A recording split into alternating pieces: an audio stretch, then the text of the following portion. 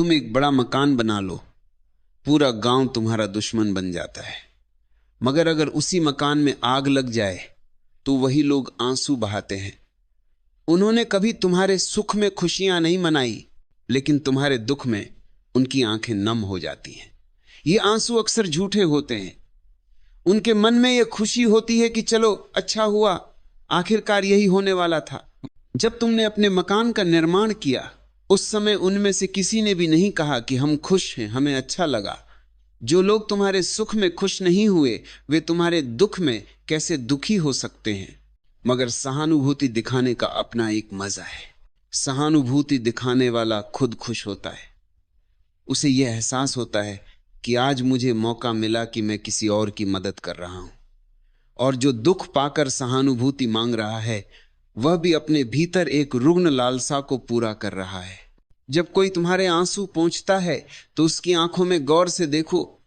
वह अपने भीतर आनंद महसूस कर रहा है। उसको खुशी है कि आज उसे मौका मिला, नहीं तो पूरी जिंदगी उसकी आंखों में अपने ही आंसू रह जाते। याद रखो, जब लोग तुम्हारे दुख में सहानुभूति दिखाते हैं तो वह स्वस्थ मन का लक्षण नहीं है।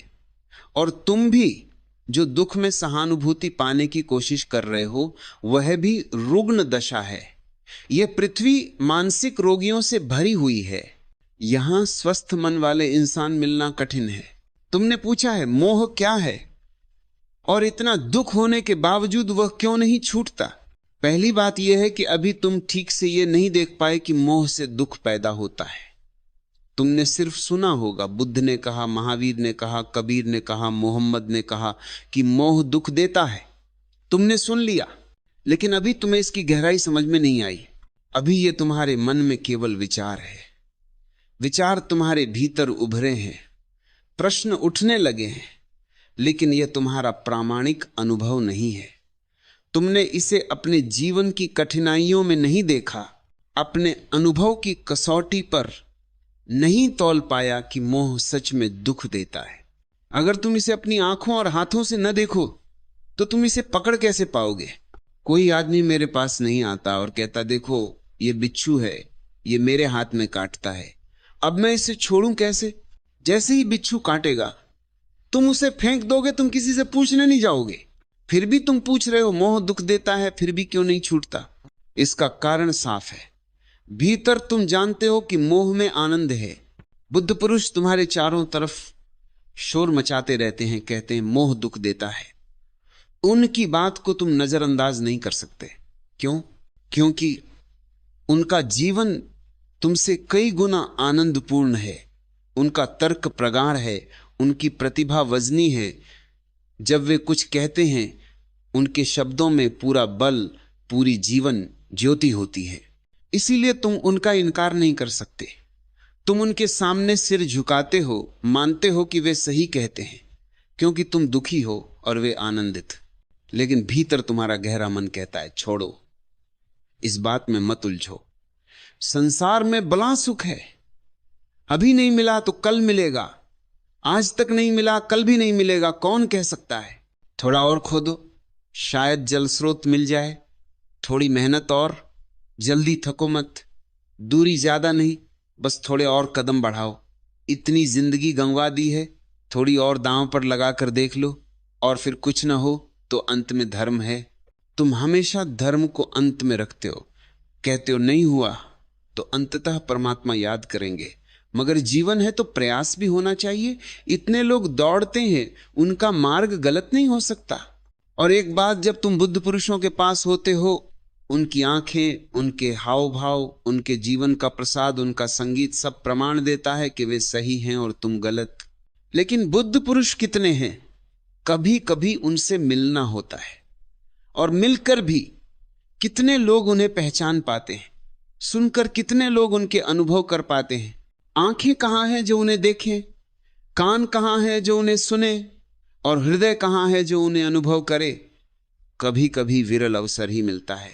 जिनसे तुम्हारा रोज मिलना होता है, सुबह से शाम तक करोड़ करोड़ लोग, वे सब तुम जैसे ही दुखी हैं। और ये सभी संसार में भागते जा रहे हैं, तृष्णा में दौड़ रहे हैं, मोह में, लोभ में। इनकी भीड़ भी प्रमाण बन जाती है। जब इतनी संख्या में लोग इसी राह पर दौड़ रहे हैं, जब सब दिल्ली जा रहे हैं, तो गलती कैसे हो सकती है? इतने लोग गलत हो सकते हैं? इतनी संख्या में लोग कभी गलत नहीं हो सकते। और सच कहूं तो कभी कभी इक्का दुक्का आदमी सही हो जाता है, लेकिन इतनी भीड़ में वह सत्य आसानी से दिखाई नहीं देता। भीड़ में बहुत लोग समझदार हैं, पढ़े लिखे हैं, बुद्धिमान हैं, प्रतिष्ठित हैं, अमीर हैं, गरीब हैं, सब भागते जा रहे हैं। इतनी बड़ी भीड़ जब एक तरफ चल रही हो तो भीतर का मन कहने लगता है एक कोशिश और कर लो, जहां सब जा रहे हैं वहां कुछ है, नहीं तो इतने लोग अनंत काल से क्यों जा रहे होंगे। फिर बुद्ध पुरुष भी तुम्हारे भीतर धीरे धीरे मंद पड़ जाते हैं, भीड़ की आवाज फिर भारी हो जाती है। और ऐसा इसलिए है क्योंकि तुम भी भीड़ का हिस्सा हो, तुम भीड़ में घुलते हो। बुद्ध पुरुषों से तुम शायद ही कभी पूरी तरह राजी हो पाते हो, कभी कभी बहुत मुश्किल से एक क्षण के लिए उनके साथ तालमेल बैठ जाता है, उनकी वीणा की छोटी सी ध्वनि तुम्हारे कानों में गूंज जाती है। लेकिन ये जो नक्कार खाना है जिसमें भयंकर शोरगुल मचा रहता है, ये तुम्हें 24 घंटे सुनाई देता है। तुम्हारे पिता मोह से भरे हैं, तुम्हारी मां मोह से भरी है, तुम्हारे भाई बहन शिक्षक धर्मगुरु सब मोह में बंधे हैं। सबको ये डर है कि कुछ मिल जाए, और जो मिला है उसे पकड़े रहें, जो नहीं मिला उसे खोजें। तो मोह का अर्थ क्या है? मोह का अर्थ है मेरा, ममत्व। जो मुझे मिल गया है वह छूट न जाए। लोभ का अर्थ क्या है? लोभ का अर्थ है जो अभी नहीं मिला वह मिले। और ये दोनों, मोह और लोभ, एक ही पक्षी के दो पंख हैं। उस पक्षी का नाम है तृष्णा, कामना, वासना। इन दोनों पंखों पर तृष्णा उड़ती है। जो है उसे पकड़ कर रखो, वह छूट न जाए, और जो नहीं है उसे भी अपने पास लाओ। एक हाथ में जो है उसे संभालो, और दूसरे हाथ से जो नहीं है उसे पकड़ने की कोशिश करो। मोह और लोभ, ये दो पहलू हमेशा एक दूसरे के साथ चलते हैं। अगर तुम्हें वह चाहिए जो नहीं मिला है, तो तुम्हें वह भी पकड़ कर रखना होगा जो मिल गया है। समझो तुम्हारे पास अभी 5 लाख रुपए हैं और तुम्हें 50 लाख चाहिए। अब अगर 50 लाख चाहिए तो यह जरूरी है कि ये 5 लाख खोए न जाएं, क्योंकि इन्हीं 5 लाख के सहारे 50 लाख का विस्तार संभव है। अगर ये खो गए तो 50 लाख का फैलाव असंभव हो जाएगा। धन धन को खींचता है, पद पद को खींचता है। जो तुम्हारे पास है उसमें वृद्धि हो सकती है, लेकिन यदि उसी में कमी आती चली जाए तो जो तुम्हें अभी नहीं मिला उसे पाने की आशा भी टूटने लगती है। इसलिए जो है उस पर पैर जमा कर खड़े रहो, और जो नहीं है उसकी ओर हाथ बढ़ाते रहो। इन्हीं दो के बीच मनुष्य खिंच खिंच कर थक जाता है। ये दो पंख वासना के हैं, और यही दो पंख तुम्हें नरक में उतार देते हैं। वासना इन्हीं के द्वारा उड़ती है, तुम भ्रष्ट हो जाते हो, नष्ट हो जाते हो। लेकिन यह अनुभव तुम्हारा अपना होना चाहिए। मैं क्या कहता हूं इसकी चिंता मत करो। तुम्हारा अनुभव क्या कहता है उस पर ध्यान दो, कुरेदो अपने अनुभव को। जब भी तुमने कुछ पकने की कोशिश की तभी दुख तुम्हें मिला। क्यों दुख आता है पकने से? क्योंकि इस संसार में सब क्षण भंगुर है। जो कुछ भी है उसे पकड़ा नहीं जा सकता, और जब तुम पकड़ने की कोशिश करते हो तो तुम प्रकृति के विपरीत चल पड़ते हो, हारने के लिए ही। हारने में दुख है। जैसे कोई आदमी नदी की विपरीत धारा में तैरने लगे, शायद कुछ देर तक तैर भी जाए, पर कितना देर तक? थकेगा, टूटेगा। विपरीत धारा की विराट शक्ति उसकी शक्ति को छिन्न भिन्न कर देगी। थकेगा, हारेगा, पैर उखड़ने लगेंगे और वह नीचे बहने लगेगा। तब विषाद घेर लेगा, हार गया, पराजित हो गया। जो चाहिए था वो नहीं मिला, जो मिलना था वो नहीं मिल सका। चित्त में गहरी ग्लानि होगी, आत्मघात के भाव उठेंगे, दुख गहन होगा। लेकिन जो जानता है वह नदी की धारा के साथ बहता है, वो कभी हारता नहीं। दुख क्यों होगा? वो धारा को शत्रु नहीं मानता बल्कि मित्र मानता है। बुद्धत्व कैसे आता है? बुद्धत्व आता है स्वभाव के साथ मैत्री साधने से। जैसा है, जैसा होता है, उससे विपरीत की आकांक्षा मत करना, अन्यथा दुख अवश्य होगा। लेकिन जानकर भी हम विपरीत की आकांक्षा करते हैं। तुम सोचते हो जो मुझे मिला वही स्थायी रहे। समझो, तुम जवान हो तो सोचते हो सदा जवान रह जाऊं। तुम क्या कह रहे हो? थोड़ा आंख उठाकर देखो। अगर ऐसा संभव होता तो सभी लोग हमेशा जवान रहते। अगर यह संभव होता तो कौन बूढ़ा होता? जानकर, सोचकर, समझकर। हर जवान यही चाहता है कि मैं बूढ़ा ना हो जाऊं, लेकिन हर एक को बूढ़ा होना ही पड़ेगा। जीवन की धार बहती रहती है। यह पानी के बबूलों जैसा है, रोज बदलता रहता है। यहां कुछ भी स्थिर नहीं है। जब बुढ़ापा आएगा और उसके पहले कदम तुम सुनोगे तो दुख होगा। दुख इसलिए क्योंकि हार का ख्याल मन में उठता है जीत की आकांक्षा के कारण। यह भ्रांति इसलिए होती है क्योंकि तुम जवान रहना चाहते थे, जबकि प्रकृति किसी चीज को ठहरने नहीं देती। प्रकृति भाव है और तुमने प्रकृति के विपरीत कुछ चाहा जो संभव नहीं है। न हुआ न कभी होगा। जो असंभव है उसकी आकांक्षा में दुख है। फिर तुम बूढ़े हो जाओगे तब भी नहीं समझोगे। अब तुम मरना नहीं चाहते। पहले जवानी पकड़ने की कोशिश की थी, अब बुढ़ापे को पकड़ने की कोशिश कर रहे हो। यह अनुभव भी तुमसे नहीं सीख रहा। देखो, बचपन भी गया, जवानी भी चली गई, बुढ़ापा भी जाएगा, जीवन भी जाएगा, और जब जीवन ही चला जाएगा तो मौत भी जाएगी। घबराओ मत, सब बह रहा है। यहां न जीवन रुकता है न मौत रुकती है। इस प्रवाह को सहज भाव से स्वीकार कर लेने वाला व्यक्ति, जो रत्ती भर भी संघर्ष नहीं करता, जो कहता है जो हो मैं उससे राजी हूं, जैसा हो उससे मैं राजी हूं, वह दुख से मुक्त हो जाता है। कभी धन आता है तो धन से राजी हूं, कभी दरिद्रता आती है तो उससे भी राजी हूं, कभी महल मिल जाए तो उसमें रहूंगा, कभी महल खो जाए तो उनके लिए रोता नहीं रहूंगा, पीछे लौट कर नहीं देखूंगा।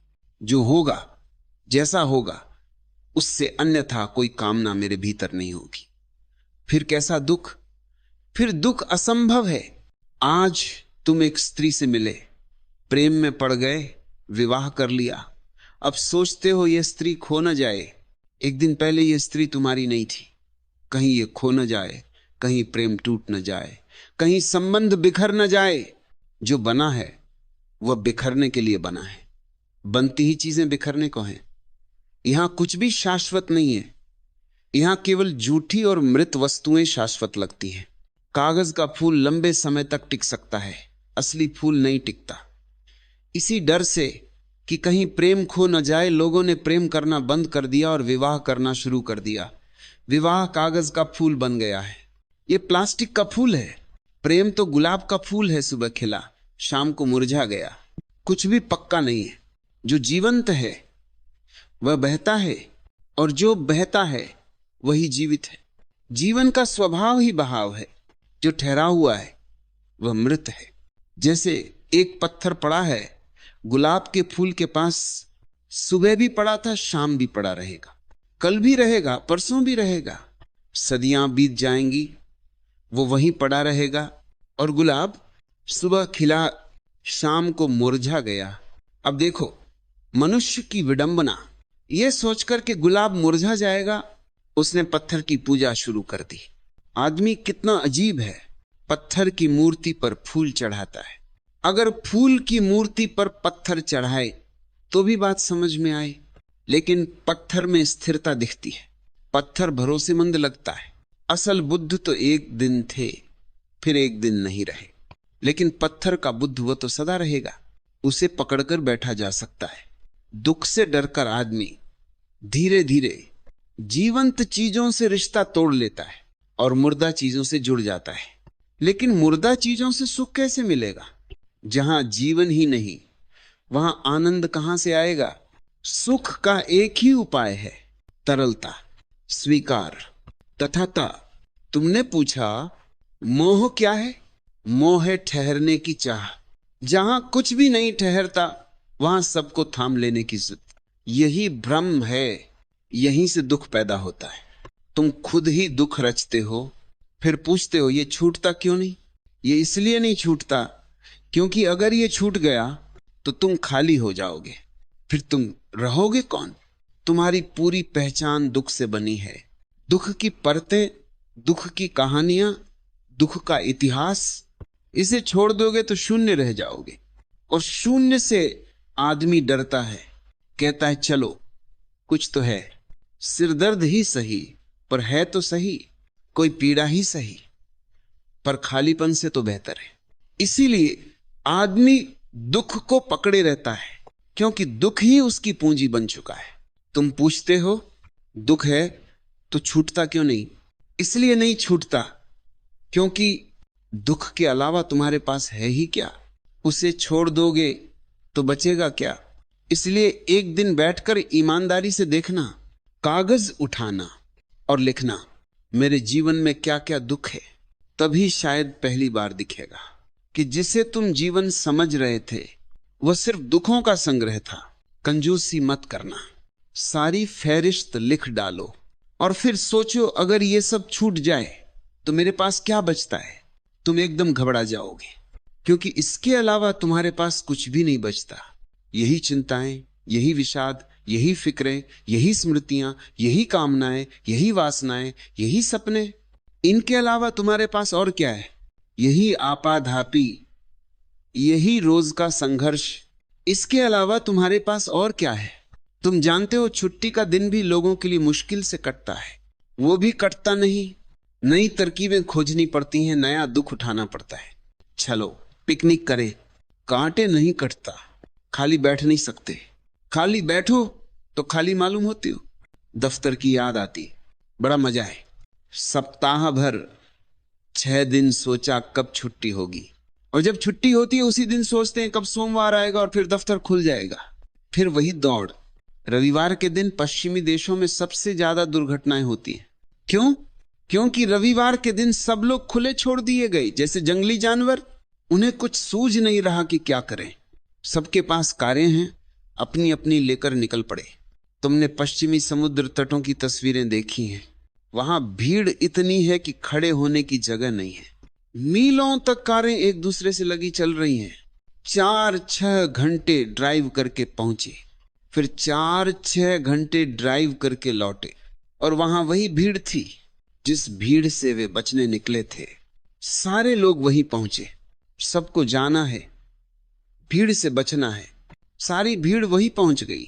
घर में भी इससे ज्यादा आराम था। अगर घर ही रुक गए होते तो आज शांति होती, क्योंकि सारा गांव तो बाहर गया था। लेकिन घर कौन रुके। खालीपन, घबराहट होती है, बेचैनी होती है, कुछ न कुछ करना ही चाहिए। तुमने कभी एक दिन ऐसा गुजारा, सुबह 6 बजे से शाम 6 बजे तक कुछ न किया हो, पड़े रहे, अखबार भी ना पढ़ा, रेडियो भी ना खोला, पत्नी से झगड़ा नहीं किया, पड़ोसियों के पास जाकर गपशप भी नहीं की। एक दिन तुमने कभी ऐसा किया है कि सचमुच कुछ न किया हो? याद नहीं आएगा। जिंदगी में ऐसा कोई दिन तुम्हें याद नहीं आएगा। और क्यों? क्यों कभी तुमने इतना विश्राम भी नहीं अनुभव किया? खाली होने में डर लगता है, खाली होने में डर लगता है। डर इस बात का कि अगर मैं भीतर गया, उस शून्यता में गया और वहां कुछ भी न पाया तो क्या होगा। मुल्ला नसरुद्दीन एक बार ट्रेन में सफर कर रहे थे। टिकट कलेक्टर आए और टिकट मांगी। मुल्ला की कमीज, कोट और अचकन में कई खीसे थे। हर खीसे में कई चीजें भरी थीं। एक एक खीसा उल्टा पलटा, सब खोज लिया, टिकट नहीं मिली। आखिरकार टिकट कलेक्टर ने कहा, महानुभाव, आप इस कोट के खीसे को क्यों नहीं देख रहे? मुल्ला ने कहा, उस खीसे को नहीं देख सकता। अगर वहां भी न मिली तो फिर वही एक आखिरी आशा है, उसी खीसे की बात मत करो। तुम भी कुछ ऐसा ही करते हो। तुम बाहर खोजते रहते हो क्योंकि डर लगता है अगर भीतर भी कुछ न मिला फिर क्या होगा। इस डर से आदमी बाहर दौड़ता है, खूब दौड़ता, मेहनत करता, व्यस्त रहता। मोह का अर्थ यही है, बाहर। सभी बाहरी गतिविधियां व्यस्तता कहलाती है। जब अव्यस्त हुए, खाली हुए, विराम आया तो भीतर जाना पड़ेगा। और डर लगता है अगर भीतर सन्नाटा होगा, कुछ न मिला तो। सुनते हैं वहां परमात्मा का वास है, माना कि है, पर देखा नहीं। अगर देखा और न मिला तो जीवन पूरी तरह निराश हो जाएगा। बाहर कुछ नहीं है, भीतर भी कुछ नहीं मिला, फिर जीने का क्या कारण रह जाएगा? सिर्फ आत्मघात ही उपाय लगता है। इस घबराहट में आदमी उलझा रहता है। पुराने मोह कट जाते हैं, नए मोह बना लेता है। पुरानी झंझटें छूट जाती हैं, लेकिन नई झंझटें पहले ही बीज की तरह बो देता है। कहीं ऐसा ना हो कि कोई घड़ी आ जाए और वह खाली छूट जाए। पुरानी झंझटें पूरी नहीं होती, नई पहले ही पैदा हो जाती हैं। अब क्या करें? और आश्चर्य होगा जानकर, जो व्यक्ति भीतर की शून्यता को जानता है वही सुख को जानता है। बाकी सबके लिए जीवन केवल दुख ही दुख है। जो शून्यता को सहज भाव से स्वीकार करता है वही पूर्ण हो पाता है। बाकी सब खाली के खाली रह जाते हैं। ये तुम्हें उल्टा लगेगा, जो खाली होने को स्वीकार करता है वो भर जाता है, और जो इसे स्वीकार नहीं करता वह सदा के लिए खाली रह जाता है। जीसस ने कहा है, धन्य है वे जो खोएंगे, क्योंकि जिन्होंने खोया उन्होंने पाया, और जिन्होंने बचाया उन्होंने सब गंवा दिया। इसलिए तुम दुख नहीं छोड़ पाते। कुछ तो मुट्ठी में है, दुख ही सही, पर मुट्ठी तो बंधी है, भ्रांति बनी हुई है। बुद्ध का सारा संदेश यही है, सारे बुद्धों का संदेश यही है, खोलो मुट्ठी। संसारी उल्टी बातें कहते हैं। वे कहते हैं बंधी मुट्ठी लाख की, खुली तो खाक की। बुद्ध कहते हैं खोलो मुट्ठी। बंधी मुट्ठी खाक की, खोलो तो लाख की। खोलो मुट्ठी, सब खोल दो, एक बार आर पार झांक लो, कुछ बंद मत रखो, कोई जेब डर के कारण मत छोड़ो। सब देखो, पूरा देखो, और उसी देखने में, उसी देखते देखते तुम्हारा जीवन रूपांतरित हो जाता है। जिसने अपने भीतर के शून्य का साक्षात्कार कर लिया उसने पूर्ण का साक्षात्कार कर लिया। क्योंकि शून्य और पूर्ण एक ही सिक्के के दो पहलू हैं। जो एक तरफ से शून्य लगता है वही दूसरी तरफ पूर्ण है। शून्य ऐसा लगता है क्योंकि तुम संसार को पकड़ रहे हो, तुम केवल सांसारिक भराव जानते हो, वह वहां नहीं है, इसलिए भ्रांति होती है भीतर शून्य है। जब तुमने सांसारिक भराव छोड़ दिया और भीतर झांका, तब तुम्हें पता चलेगा यह शून्य नहीं है, यह केवल मेरी सांसारिक पकड़े के कारण शून्य मालूम हुआ। संसार नहीं था इसलिए शून्य मालूम हुआ, लेकिन यहां परमात्मा है। मैं एक बहुत बड़े अमीर के घर में मेहमान हुआ। अमीर थे, और जैसे अक्सर अमीर होते हैं, उनके पास कोई सौंदर्य बोध नहीं था। जो कुछ भी दुनिया में मिलता है उन्होंने सब खरीद लिया था। जहां जो मिला उसे ले आए। उनका घर एक कबान खाना था। जिस कमरे में मुझे ठहराया गया उसमें संभल कर चलना पड़ता था। इतनी चीजें भरी हुई थी, सब कुछ था उसमें।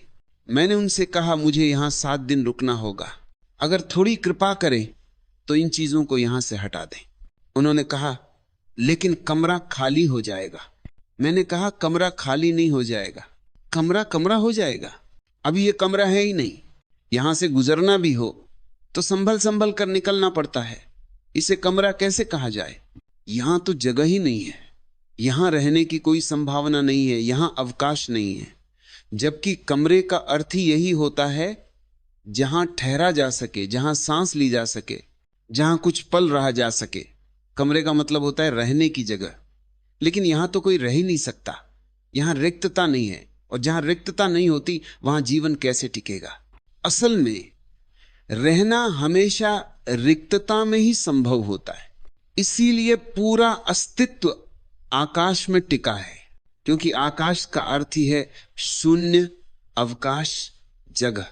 पृथ्वी हो, चांद हो, सूरज हो, तारे हो, वृक्ष हो या मनुष्य, सबको जगह आकाश ही देता है। आकाश खाली नहीं है, आकाश पूर्ण है, लेकिन उसकी पूर्णता का ढंग अलग है। वो भराव से नहीं, खालीपन से भरा है।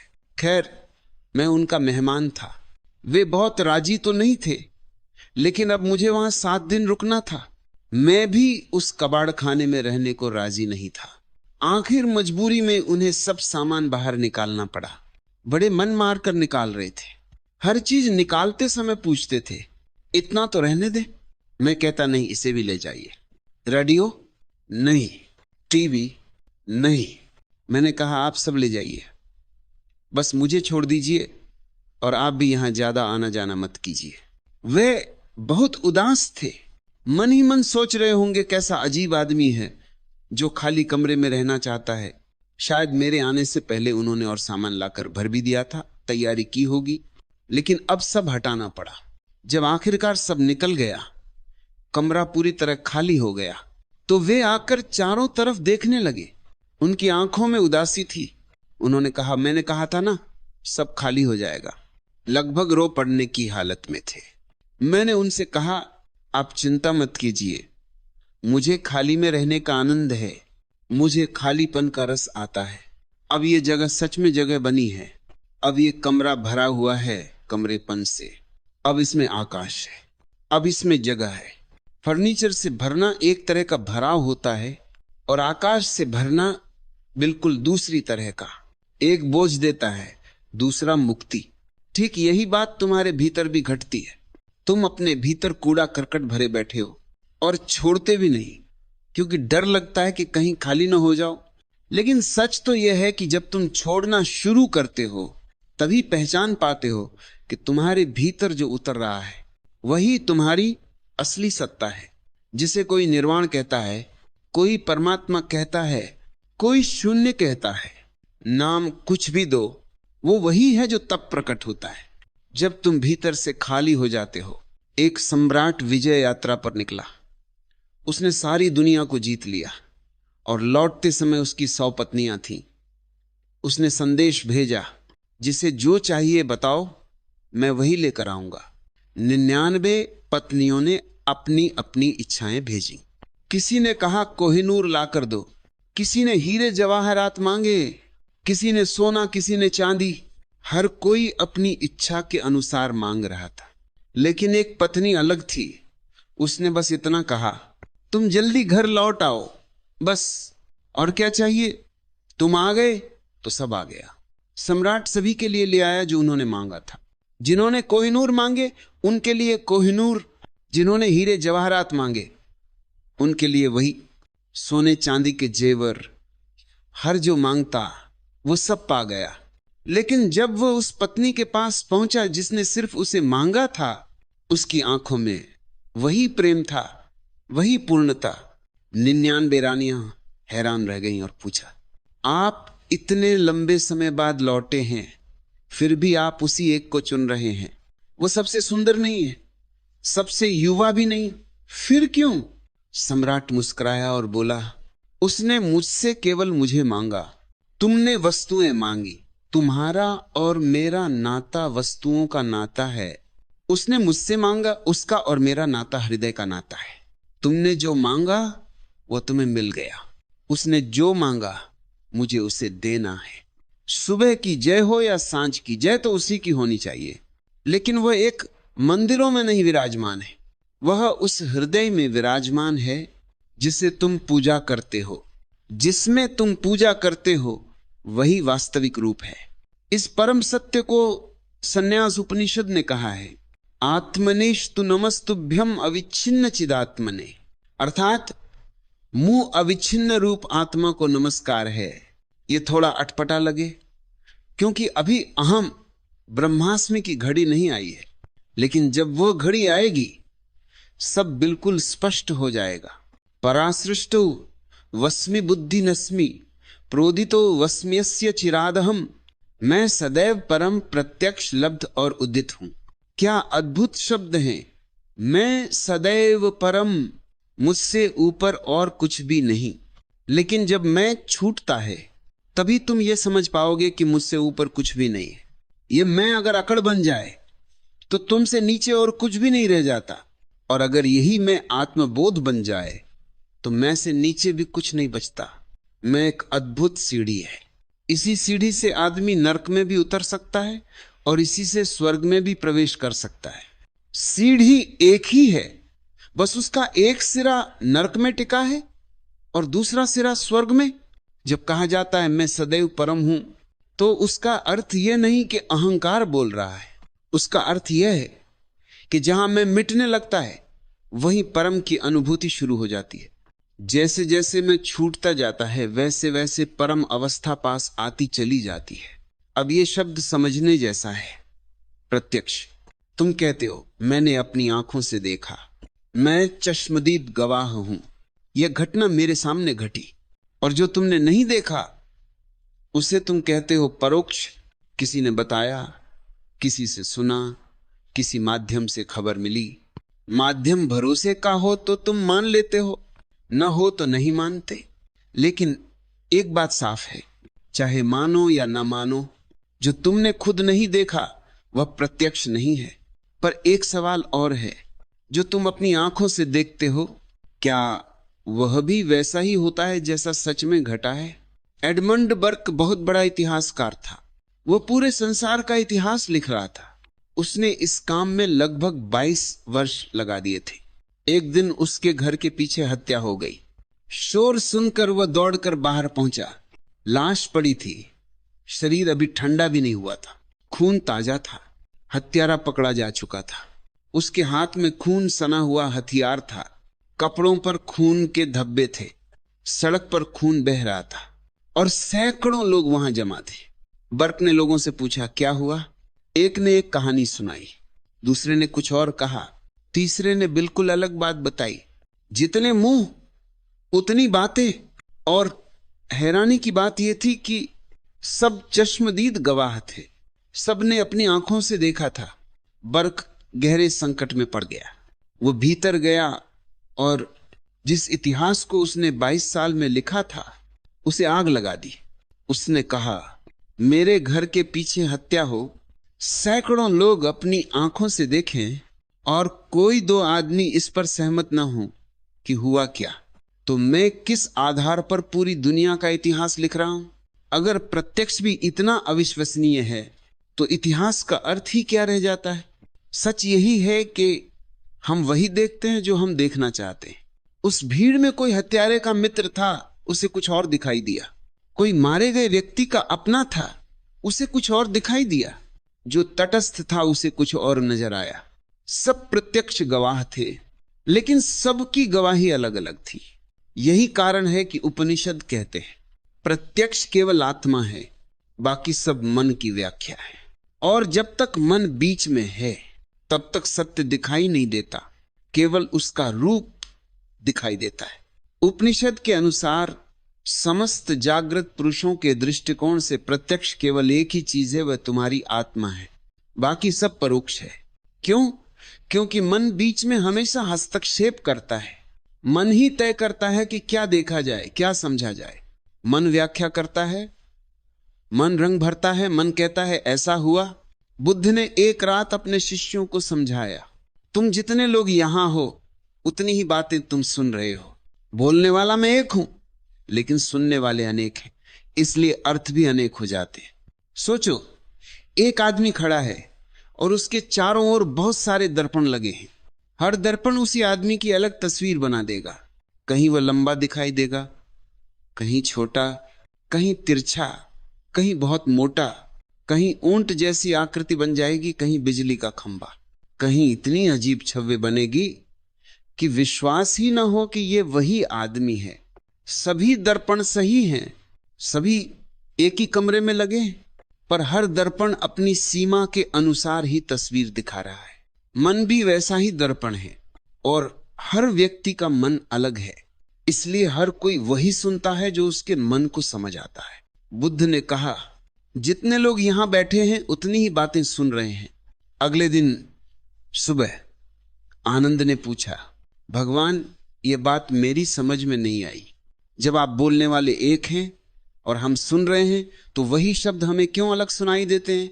बुद्ध मुस्कुराए और बोले, पागल, तू यूं समझ, कल रात जब मैंने ये कहा तो मेरे भिक्षु एक बात समझे, एक चोर दूसरी बात समझा और एक वेश्या तीसरी बात समझी। शब्द वही थे, अर्थ अलग अलग बन गए क्योंकि सुनने वाले अलग थे। यही कारण है कि मैंने नियम बनाया। रात के प्रवचन के अंत में मैं कहता था, अब जाओ, दिन का अंतिम कार्य पूरा करो। भिक्षु समझते थे, अब ध्यान करें। ध्यान करते करते समाधि में डूबो, फिर उसी समाधि में धीरे धीरे निद्रा में उतर जाओ। ध्यान और नींद का यह मिश्रण पूरी नींद को समाधि में बदल देता है। 6 घंटे सो या 8 घंटे, वे 8 घंटे परम समाधि में डूब जाते हैं। तुमने उनका उपयोग कर लिया, तुमने नींद को भी व्यर्थ नहीं जाने दिया। लोग तो यहां जागते हुए भी जीवन गंवा देते हैं, और तुमने नींद में भी अमृत ढाल लिया। बुद्ध ने कहा, मेरे भिक्षुओं ने यह समझा कि अब उठने का समय हो गया है। उन्होंने समझा कि अब ध्यान करना है, अब सोने का समय है। वे उठे, अपने स्थान से चले, ध्यान में बैठ गए। धीरे धीरे ध्यान में उतरते हुए नींद में डूब गए, और उनकी नींद भी समाधि बन गई। लेकिन वही शब्द सुनकर चोर चौंक पड़ा। उसने कहा, अरे मैं यहां क्या कर रहा हूं? यहां बैठकर समय क्यों गंवा रहा हूं?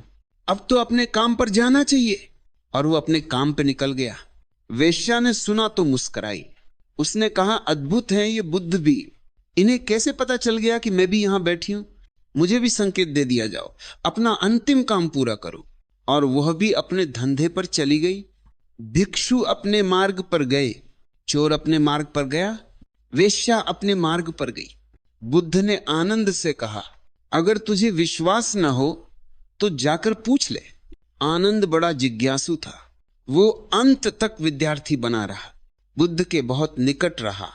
लेकिन मजे की बात यह है कि उसका शिष्यत्व बुद्ध की मृत्यु के बाद ही पूरा हुआ।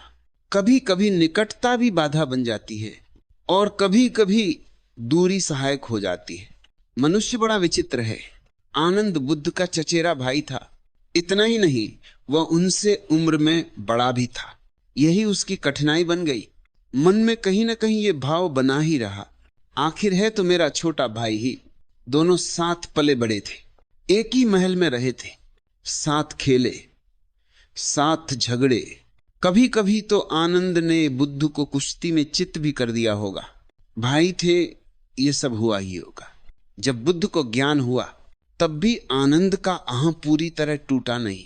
वह उनके पास आया, झुका जरूर, लेकिन झुकने से पहले बोला, सिद्धार्थ एक बात सुन लो, जब तक मैं तुम्हारा भिक्षु नहीं बना हूं तब तक मैं तुम्हारा बड़ा भाई हूं, तब तक तुम मेरी बात सुनोगे। जब मैं भिक्षु बन जाऊंगा तब मैं तुम्हारा शिष्य बनूंगा, और फिर पुराना नाता समाप्त हो जाएगा। यही वह बारीक रेखा है जहां अहं और समर्पण आमने सामने खड़े होते हैं। आनंद ने कहा, लेकिन इसके पहले कुछ बातें तय हो जानी चाहिए। देखो, मेरी कुछ शर्तें हैं। पहली शर्त यह है कि भिक्षु बनने के बाद तुम मुझे कभी अपने से दूर नहीं भेजोगे। यह मेरी आज्ञा है। तुम छोटे भाई हो, तुम्हें माननी ही होगी। तुम ये नहीं कह सकोगे कि आनंद अब कहीं और जाकर प्रचार करो, मैं तुम्हारे साथ ही रहूंगा। दूसरी शर्त यह है कि मैं उसी कमरे में सोऊंगा जिसमें तुम सोओगे। मैं पल भर के लिए भी तुमसे अलग नहीं होना चाहता। तीसरी बात, मैं जो भी पूछूंगा तुम्हें उत्तर देना होगा। जैसे तुम दूसरों से कहते हो कि साल भर बाद पूछना, 2 साल चुप रहो, यह मेरे साथ नहीं चलेगा।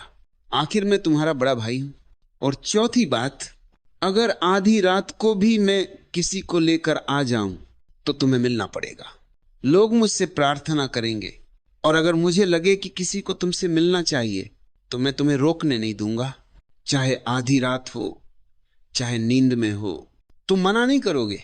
ये 4 वचन दे दो, फिर मैं दीक्षा ले लूंगा, फिर मैं समर्पण कर दूंगा। बुद्ध ने ये 4 वचन दे दिए। उनकी करुणा देखो। उन्होंने सोचा, चलो इस बहाने ही सही ये दीक्षित तो हो जाए, बाद में जो होगा देखा जाएगा। लेकिन वह अहम, वह अकड़, वह भीतर ही भीतर बनी रही। बुद्ध के जीवित रहते आनंद उससे मुक्त न हो सका। वह जिज्ञासु ही रहा, पूरा शिष्य नहीं बन पाया। कभी कभी बहुत पास होना भी बाधा बन जाता है, और कभी कभी दूरी ही सहायक हो जाती है। आनंद बुद्ध का चचेरा भाई था। इतना ही नहीं, वह उम्र में बड़ा भी था। यही उसका संकट बन गया। मन के किसी कोने में यह भाव बना ही रहा, आखिर है तो मेरा छोटा भाई ही। दोनों साथ पले बड़े थे, साथ खेले थे, साथ झगड़े थे। कभी आनंद ने बुद्ध को कुश्ती में चित्त भी कर दिया होगा। भाई थे, यह सब स्वाभाविक था। ज्ञान के बाद भी आनंद भीतर से पूरी तरह नहीं झुका। वो आया, झुका भी, लेकिन झुकने से पहले बोला, सिद्धार्थ एक बात सुन लो, जब तक मैं भिक्षु नहीं बना हूं तब तक मैं तुम्हारा बड़ा भाई हूं, तुम मेरी बात सुनोगे। जब मैं दीक्षित हो जाऊंगा तब शिष्य बनूंगा, तब तुम्हारी सुनूंगा। अब आनंद को शंका हुई। वो आम्रपाली के पास गया, वही आम्रपाली जो उस राजसभा में आई थी। उसने पूछा, क्या सच में तुम्हारे मन में वही विचार आए थे?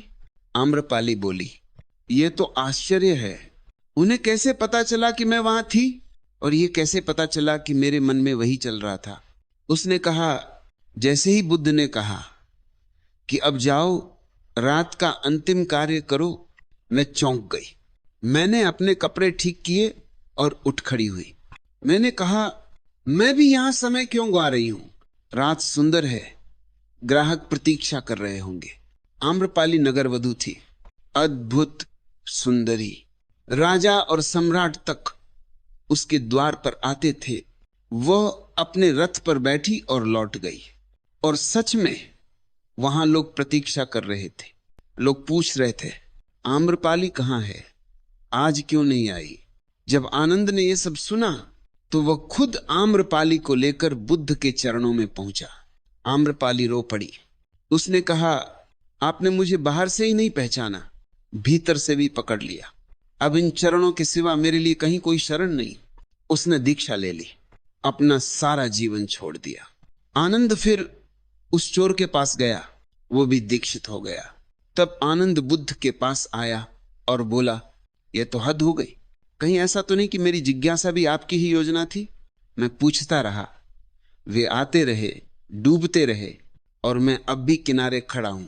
वो हैरान था, चकित था कि सब डूब गए और वो अब भी बाहर ही खड़ा है। कैसे हुआ? वो आखिर तक भौचक्का रहा। याद रखो, प्रत्यक्ष केवल आत्मा ही हो सकती है, बाकी सब में मन आ जाएगा। मन व्याख्या करेगा, रंग भर देगा, कभी सच नहीं दिखेगा। इसलिए उपनिषद का यह सूत्र प्यारा है, मैं सदैव परम प्रत्यक्ष लब्ध। क्या अद्भुत बात है! लब्ध अर्थात हमेशा उपलब्ध। एक क्षण भी ऐसा नहीं था जब तुम परमात्मा न थे। एक क्षण भी ऐसा नहीं आएगा जब तुम परमात्मा न होगे। अभी भी तुम परमात्मा हो। जानो या न जानो, पहचानो या न पहचानो, भूलो या भटको, पर बदल नहीं सकते। लाख उपाय करो, तुम वही हो जो हो। संन्यास उपनिषद कहता है, लब्ध और उदित हूं, अर्थात भीतर सूर्य हमेशा उदित है। जरा अपनी आंखें भीतर ले जाओ और वहां सिर्फ रोशनी ही रोशनी है, कहीं कोई अंधकार नहीं। मैं विकल्पों से रहित हूं, मैं जो हूं सो हूं, मुझे नमस्कार है। अब ऐसी अद्भुत रहस्य रूपी अनुभूति को नमस्कार न करोगे क्या? सिर्फ इसलिए रुक जाओगे कि कैसे अपने को नमस्कार करूं? अरे कहां अपना कहां पराया, ऐसी अपूर्व अनुभूति को तो झुककर नमन करना ही होगा। तू और मैं अनंत है, मैं और तू चिदात्मा है, दोनों को नमस्कार है। मुझ परमेश्वर और मुझ शिवरूप को नमस्कार है। अगर उपनिषद के 4 महावाक्य समझ में आ गए तो संन्यास उपनिषद का यह अटपटा सा सूत्र भी कठिन नहीं रह जाता। इन पर ध्यान दो, इनमें डूबो, सीढ़ी सीढ़ी उतरते जाओ, क्योंकि यही मार्ग है। और जब तक कोई इस मार्ग पर नहीं चलता और जब तक अहम ब्रह्मास्मि की अंतिम उद्घोषणा न हो जाए, तब तक असंतोष रहेगा, विषाद रहेगा, संताप रहेगा। तब तक नरक है और नरक ही रहेगा। लेकिन उस उद्घोषणा के साथ ही जीवन के फूल खिल जाएंगे, सुगंध छा जाएगी, वीणा बज उठेगी, अनाहत का नाद सुनाई देगा, अमृत की झड़ी बरसेगी। एक नहीं, जैसे 1000 सूर्य एक साथ उदित हो गए हों, और झड़ी ऐसी नहीं कि एक बार शुरू हुई तो बंद हो जाए। अमृत निरंतर बरसता रहेगा। वेद कहते हैं अमृतस्य पुत्र, तुम हो अमृत के पुत्र, मगर भूल गए हो, भटक गए हो, सो गए हो, नींद में हो। अब जागो। जब दिल की बात उनसे होती है तो पूरी कायनात सुनती है, लब तक महसूस नहीं कर पाते। आंखों आंखों में सब कुछ कह दिया जाता है, भूल जाते हैं सिर्फ अपनी ही, वरना दुनिया की कोई बात नहीं रहती। उनकी रात एक रात होती है, अपनी भी रात होती है। जब दिल की बात उनसे होती है तो पूरी कायनात सुनती है। उपनिषद यही कहते हैं, लब तक महसूस नहीं कर पाते, ओठों को पता नहीं चलता, सब कुछ आंखों में होता है। शिष्य और गुरु के बीच कुछ घटित होता है, लब तक महसूस नहीं कर पाते, लेकिन आंखों आंखों में सब कुछ होता है। यह नाता है प्रेम का नाता, परम प्रेम का। सब प्रेम छोटे पड़ जाते हैं इस नाते के सामने।